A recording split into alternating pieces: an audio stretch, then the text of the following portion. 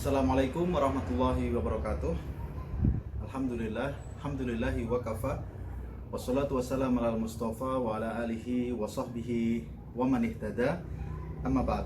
Alhamdulillah, bersyukur pada hari ini kita bisa bersilaturahim melalui kajian online parenting. Kita akan membahas seputar bagaimana kita sebagai orang tua mampu menjadi guru bagi anak-anak kita di rumah. Khususnya kita sama-sama tahu hari ini di saat kita semua khawatir dengan kondisi penyebaran pandemi COVID-19, kita tahu bahwa pembelajaran hari ini banyak menggunakan metode online atau daring untuk menjaga keselamatan kita bersama. Karena itulah yang dibutuhkan sesungguhnya adalah kesadaran para orang tua agar bersemangat, agar juga bersiap, agar juga menyadari sepenuhnya bahwa ini adalah tugas mulia, bahkan ini adalah tugas sesungguhnya para orang tua. Jadi insya Allah pada kesempatan kali ini kita akan sedikit sama-sama mengingatkan dan menguatkan bagaimana sejatinya orang tua siap untuk menjadi guru yang membimbing anak-anak mereka di rumah masing-masing. Kita tahu tentu ini bukan hanya soal terkait materi pelajaran, materi perkuliahan, tidak hanya terkait dengan hal-hal yang bersifat pembelajaran, tetapi tentu orang tua harus menjadi yang utama dalam membimbing akhlak anak-anaknya. Kita tahu tugas utama orang tua yang sering salah dipahami, biasanya ada yang menganggap tugas saya adalah mencari nafkah, tugas saya adalah mencari uang untuk keluarga saya. Ternyata itu kewajiban, tetapi tugas utama sang ayah, tugas utama orang tua sudah jelas disebutkan dalam surat At-Tahrim ayat 6, yaitu ya ayyuhalladzina amanu qu anfusakum wa ahlikum nar. Wahai orang-orang yang beriman, jagalah dirimu dan keluargamu dari api neraka. Maka ini adalah tugas utama orang tua. Apa itu? Memastikan bahwa seluruh anggota keluarganya tidak tergoda dengan godaan syaitan, tidak terjerembab pada hal-hal yang menjauhkan dari ridha Allah Subhanahu wa taala. Ada seorang yang mentadaburi ayat ini dengan mengatakan, ini menunjukkan para orang tua harus senantiasa berpatroli di rumah mereka, dalam arti berjaga agar tidak ada lobang-lobang yang mengantarkan anggota keluarganya ke neraka. Naudzubillah. Jadi orang tua harus memastikan bahwa potensi-potensi keburukan di rumah itu harus tertutup. Lobang-lobang yang bisa menjerembabkan anak-anaknya ke neraka itu harus ditutup oleh para orang tua. Maka ini tugas orang tua. Karena apa? Karena tentu kita semua menginginkan kebaikan. Kita semua menginginkan kebaikan di akhir, bisa berkumpul bersama keluarga kita nanti di akhirat di surga. Pasti akan membahagiakan. Lebaran yang kemarin berlalu kita lalui tidak ideal. Kita berbahagia dengan lebaran, kita berbahagia menyelesaikan Ramadan, tetapi kebahagiaan itu belum sempurna karena ternyata tidak semua kita bisa berkumpul bersama keluarga. Ada larangan mudik karena corona, ada larangan untuk kita bepergian keluar kota, ada larangan untuk berkumpul-kumpul sehingga lebaran kemarin bisa jadi berbeda. Kita bahagia tapi kurang sempurna kebahagiaan kita karena tidak bertemu dengan orang-orang yang kita cintai. Maka demikian pula ketika kita di surga, sesungguhnya surga adalah nikmat yang luar biasa, tetapi kesempurnaan kebahagiaan kita ketika di surga adalah ketika bertemu dengan anak-anak atau istri yang kita cintai. Disebutkan dalam surat Ar-Ra'd ayat 23, ada jannatu adn yadkhulunaha wa man shalaha min abaihim wa azwajihim wa dzurriyyatihim. Ada surga Aden yang memang dijanjikan bahwa akan masuk di sana rombongan keluarga-keluarga.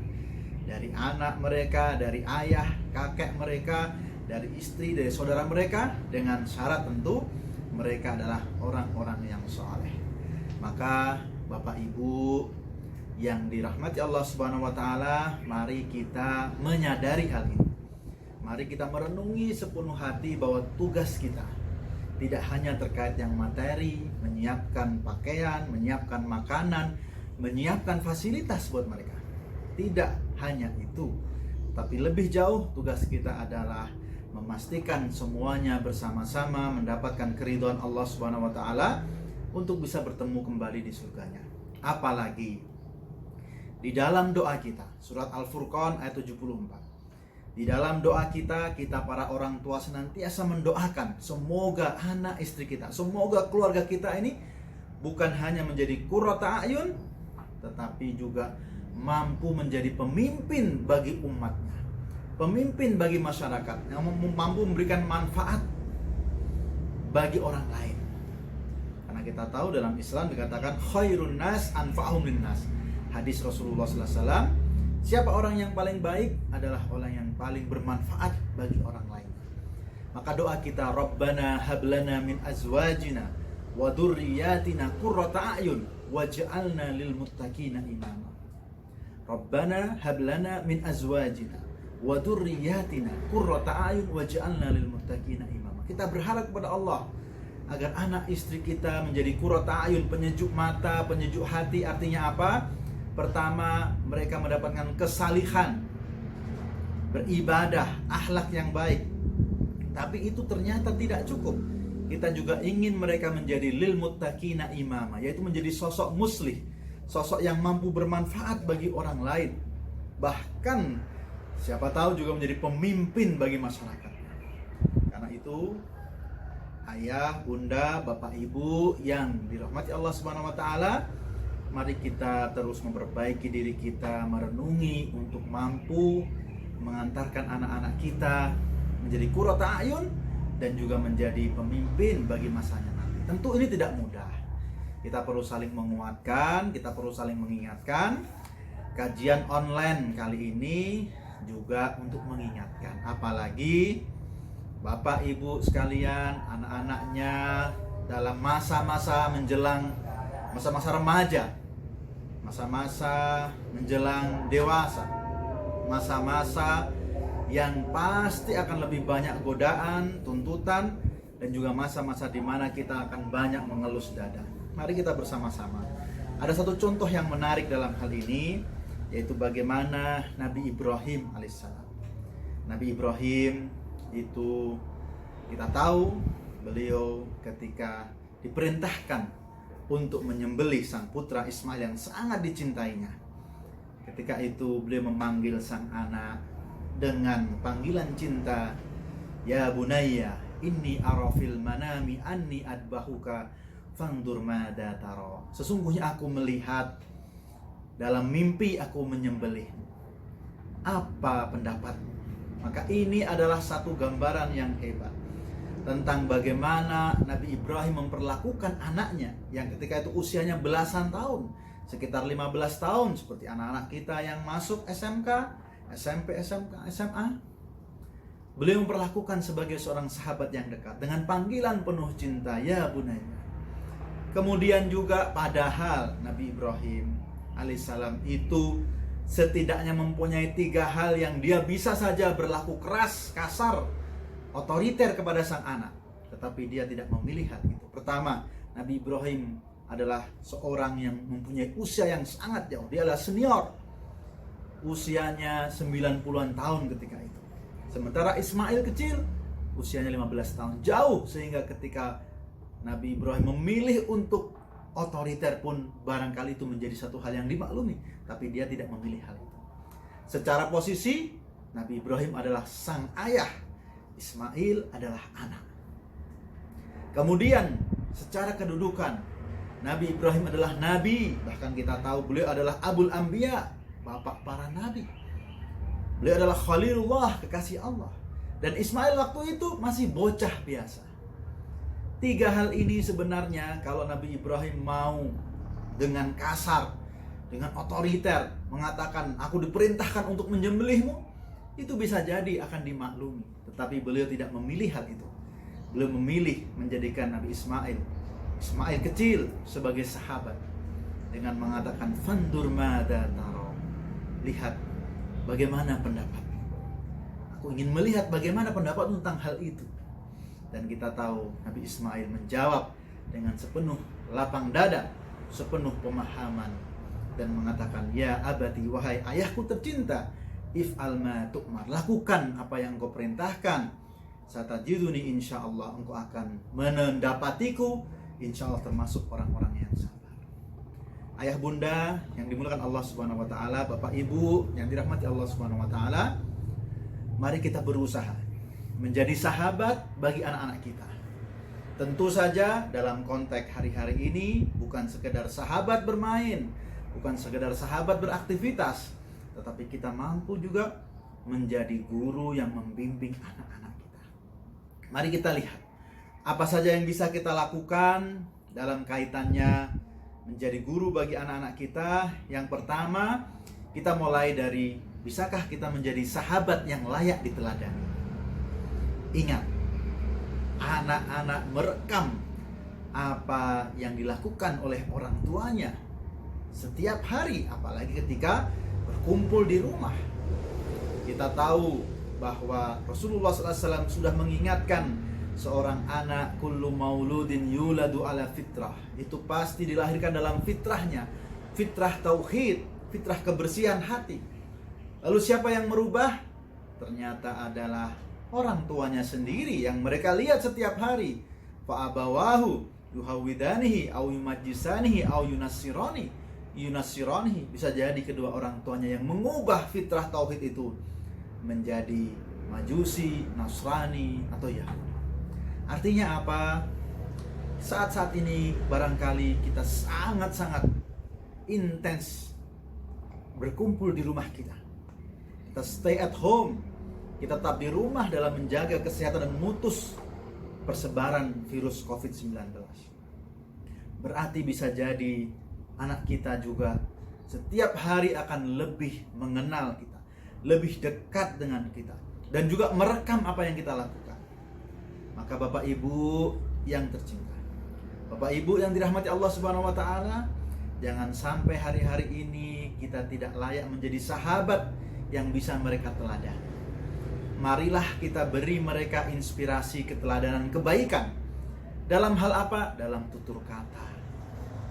Bisa jadi dalam tutur kata kita jaga bagaimana kita bertutur kepada mereka, ataupun bertutur kepada yang lebih tua, ataupun bertutur antara suami dan istri. Kita jaga juga perbuatan kita. Bagaimana ibadah kita, bagaimana tilawah kita, bagaimana hal-hal sunnah yang kita lakukan, itu mereka rekam. Sehingga apakah kita layak menjadi sahabat, layak kita menjadi guru bagi mereka di rumah? Kita mulai dari unsur yang pertama adalah keteladanan. Kita bisa nggak kita menjadi inspirasi bagi mereka dalam beribadah, inspirasi mereka dalam beramal, bahkan inspirasi mereka di dalam berakhlak. Maka mari kita jaga perilaku kita, kita jaga tingkah laku kita jaga ibadah kita, agar mereka benar-benar tenang dan kemudian meyakini bahwa kita adalah sosok sahabat yang bisa menjadi inspirasi keteladanan. Kita tentu menginginkan mereka baik, tapi belum tentu kita siap merubah diri kita menjadi baik. Kita ingin mereka dekat dengan Al-Quran, kita ingin mereka menghafal Al-Quran, kita semangati dan kita tanyai mereka tentang Al-Quran. Tetapi jangan lupa, kita juga harus bersemangat untuk mempelajari Al-Quran. Kita harus semangat juga untuk menghafal Al-Quran. Kita harus semangat juga untuk menumbuhkan kondisi, situasi rumah kita menjadi rumah yang lebih Qur'ani. Bukankah Rasulullah SAW mengatakan, khairukum man ta'allama al-Qur'an wa 'allamah. Sebaik-baik kalian adalah yang belajar Al-Quran dan mengajarkannya. Maka dari sisi ini saja kita bisa jadikan rumah kita sebagai inspirasi rumah Qur'ani. Kita mulai dari diri kita. Bapak Ibu, mari kita cintai Al-Quran, mari kita kuatkan hubungan kita dengan Al-Quran, dan biarkan anak-anak kita akan melihat, merekam, dan insya Allah mengikuti kebaikan-kebaikan yang ada. Itu yang pertama, bagaimana kita menjadi sahabat, inspirasi dalam keteladanan.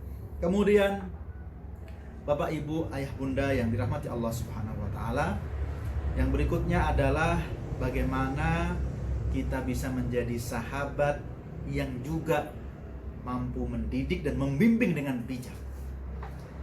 Karena apa? Ada kecenderungan bagi para orang tua untuk membiarkan anaknya. Mungkin terlalu suntuk, mungkin menyerah dengan kondisi. Ada kecenderungan bagi orang tua juga sebaliknya memanjakan sang anak. Dia biarkan apa yang dilakukan sang anak. Dia berikan apa yang diinginkan.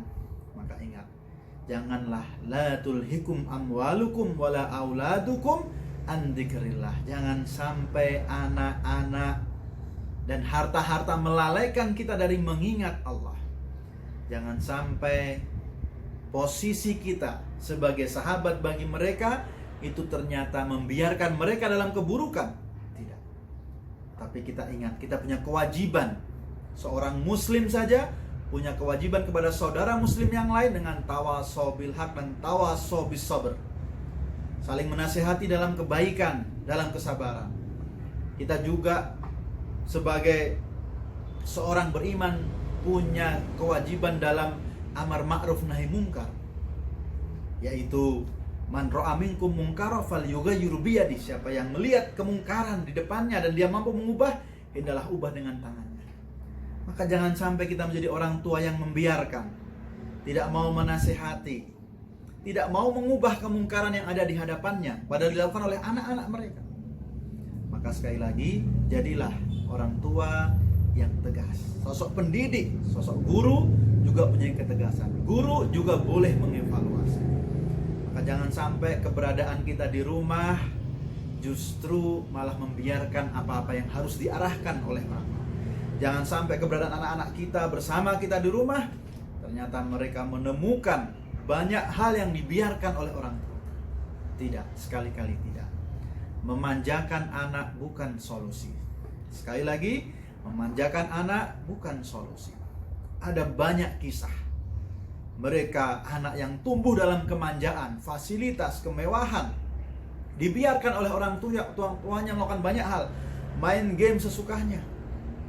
Maka ketika dia beranjak dewasa, bahkan di usia 20-an, 25, dia tidak mempunyai ketegasan, dia tidak mempunyai keberanian, dia tidak mempunyai life skill. Dia hanya mempunyai kemanjaan kepada orang tua.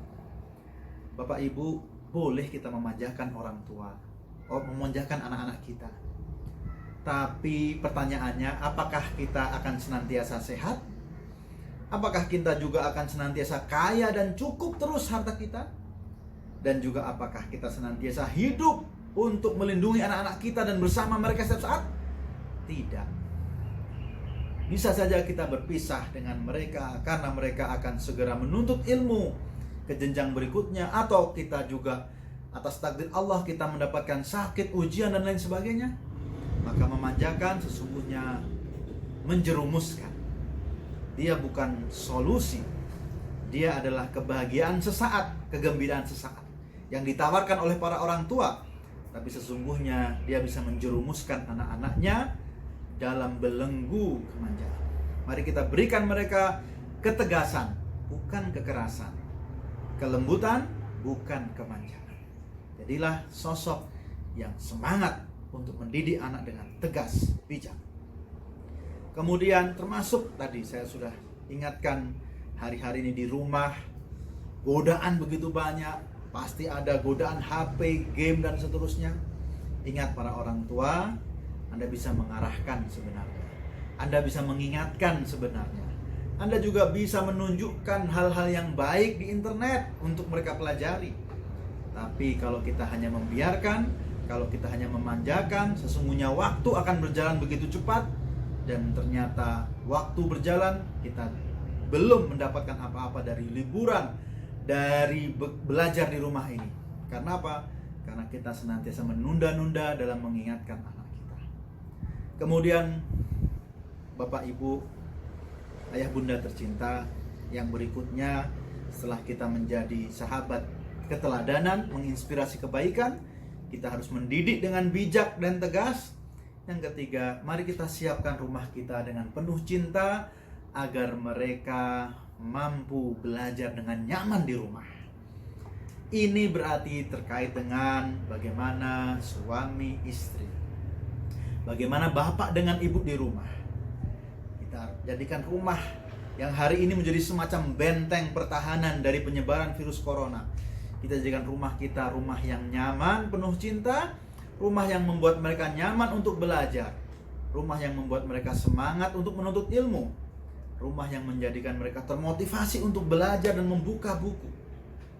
Bukan rumah yang membuat mereka jenuh, membuat mereka jengah, membuat mereka emosional. Karena itu yang terpenting, Bapak Ibu, Ayah Bunda tercinta, antara Bapak dan Ibu sebagai suami dan istri harus mampu menghadirkan rumah yang nyaman bagi mereka, rumah penuh cinta. Tidak boleh ada konflik, atau kalaupun ada konflik jangan di hadapan anak-anak. Kalaupun ada konflik yang harus diselesaikan antara suami istri, pertama, sebisa mungkin jangan di hadapan mereka. Dan tentu saja sebisa mungkin kita jaga lisan kita dari ucapan-ucapan yang membuat mereka sedih, takut, bingung, dan gelisah. Dan yang ketiga, lebih penting lagi adalah kalau kita memang berkonflik antara suami dan istri, maka berikan contoh kepada mereka bahwa Anda bisa menyelesaikannya dengan baik dalam waktu cepat. Anda, para suami istri, para ayah dan bunda, para bapak dan ibu, bisa kembali hangat, bisa kembali rukun, bisa kembali mesra di hadapan anak-anak. Maka anak-anak kita akan membuat kesimpulan, ternyata mudah sekali rekonsiliasi, bahwa konflik bukan sesuatu yang sama sekali tidak mungkin ada. Pasti akan ada konflik, tapi mereka mendapatkan pelajaran bagaimana mengakhiri konflik. Jadi ayah ibu, jadikan rumah sebagai tempat yang nyaman untuk mencari ilmu. Dengan rumah yang nyaman, suasana yang harmonis, maka kita semangati anak kita untuk membaca buku. Semangati, kita tahu Bapak Ibu, untuk literasi di negeri ini. Literasi di negeri ini sangat mengkhawatirkan. Indonesia masuk dalam daftar negara nomor 61 dari 62 negara dalam masalah semangat membaca buku atau literasi.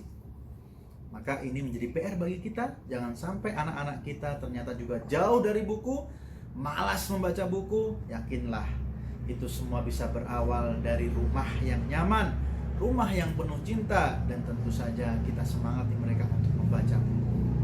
Bapak, Ibu, dan Ayah Bunda tercinta, tidak lupa bahwa yang berikutnya, bagaimana kita menjadi sahabat yang dekat, sahabat yang mampu bukan hanya dekat, ya, bukan hanya dekat, tetapi juga kita mampu berkomunikasi dengan lebih baik. Kebersamaan. Nabi Ibrahim meninggalkan Ismail ketika kecil, tetapi kemudian ketika bertemu, dikatakan dalam Al-Quran surat As-Saffat, falamma balagha ma'ahu sa'ya. Nabi Ismail kecil kemudian sering diajak bersama oleh sang ayah menyelesaikan tugas-tugasnya, bepergian, sehingga terjadi kedekatan yang luar biasa. Maka kesempatan hari-hari ini, ketika ada masa pandemi ini, mungkin banyak kita di rumah saja, kita tidak tahu, di luar sana banyak catatan. Ketika di rumah saja bukannya semakin harmonis, ada banyak rumah tangga yang berakhir dengan perceraian di masa pandemi ini. Ada juga kasus KDRT ketika masa pandemi ini. Maka Bapak, Ibu, dan Ayah Bunda tercinta, semoga keluarga kita tidak termasuk yang demikian. Kita jadikan justru ini menjadi kebersamaan yang erat. Dan kebersamaan bukan sekedar kita sering kumpul-kumpul bareng, bukan sekedar kita sering makan-makan atau jalan-jalan bareng. Kebersamaan adalah kebersamaan dalam hati ke hati. Anak merasa nyaman dengan orang tuanya, mampu berbicara apa saja, mampu menyampaikan keinginan-keinginannya, dan mampu menyampaikan permasalahan-permasalahannya. Ini yang kita inginkan. Dan kemudian juga sebaliknya, orang tua juga harus mampu mewariskan nilai, visi, dan juga memancing kedekatan dengan fandur mada taro. Bapak Ibu, komunikasi kita kepada anak-anak kita rasa-rasanya perlu selalu kita tingkatkan.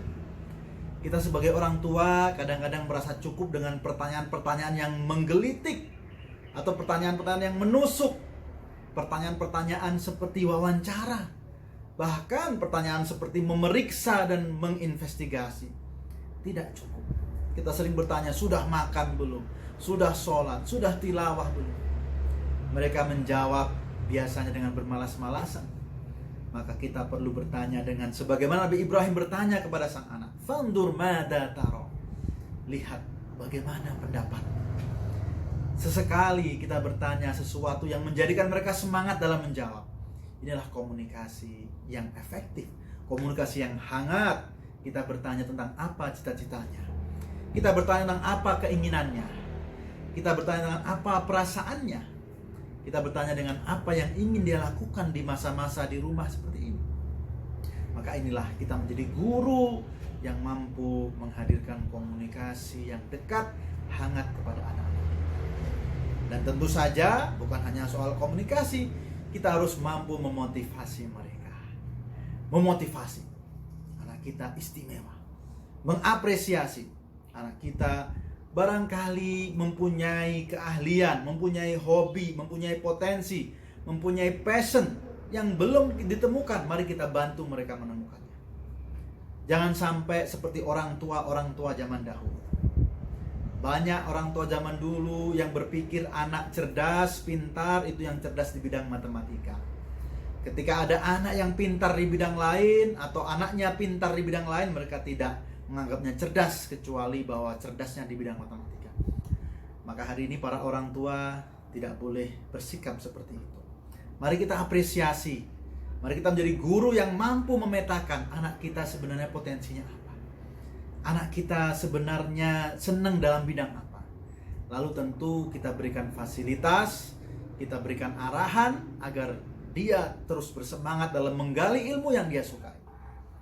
Rio Haryanto, kita tahu pembalap, seorang pembalap muda muslim yang dikenal dan sempat mengharumkan nama bangsa. Tetapi tentu dia berawal dari satu hobi yang aneh, yaitu kebut-kebutan. Tentu itu berawal dari satu hobi kebut-kebutan, balapan. Tetapi sang ayah mampu melihat potensi ini, mengarahkan, memfasilitasi, dan akhirnya kemudian berprestasi. Marilah kita jadi ayah sebagaimana ayah dari Rio Haryanto, yaitu mampu memetakan kira-kira apa yang menjadi potensi sang anak. Kita arahkan, kita fasilitasi, kita kembangkan, dan insya Allah itu menjadi buah prestasi. Karena apa? Khairun nas anfa'hum linnas. Manusia yang paling baik, yang paling bermanfaat bagi manusia lainnya. Jadi apapun di bidangnya, mari kita semangati. Sebagaimana Rasulullah SAW menyemangati dan mendoakan Ibnu Abbas dengan mengatakan, Allahumma faqihu fid din wa alimhu ta'wil. Ya Allah, berikan pemahaman dalam masalah agama dan jadikan dia paham dalam masalah ilmu tafsir. Maka kemudian ini menyemangati, dan Ibnu Abbas pun kemudian menjadi sahabat yang dikenal pawai dalam masalah tafsir. Ayah bunda, bapak ibu yang dirahmati Allah Subhanahu wa taala, mari kita jadikan anak-anak kita sebagai sahabat yang dekat. Kita arahkan potensinya dengan baik, tetapi tentu semua itu jangan lupa kita harus mampu menjadi sahabat yang mengajak mereka kepada ketakwaan, mengajak mereka kepada kedekatan kepada Allah Subhanahu wa taala, mengajak mereka untuk mempunyai kekokohan dalam ruhiyah. Mari kita kuatkan ibadah, kita kuatkan doa kita, kita kuatkan kesalehan kita. Semoga itu bermanfaat bagi anak-anak kita kelak ketika mereka dewasa, bahkan setelah mereka besar dan tua. Bapak ibu, ayah bunda yang dirahmati Allah Subhanahu wa taala, demikian kajian parenting online kali ini. Semoga Allah Subhanahu wa taala berikan kita kekuatan untuk istiqomah hingga husnul khotimah. Semoga keluarga kita menjadi keluarga yang sakinah mawaddah warahmah, dan anak-anak kita insyaallah juga menjadi qurrata ayun dan menjadi lil muttaqina imam. Semoga Allah Subhanahu wa taala memudahkan. Mohon maaf atas kesalahan dan kekurangan. Aqulu qouli hadza wastaghfirullahi wa lakum. Assalamualaikum warahmatullahi wabarakatuh.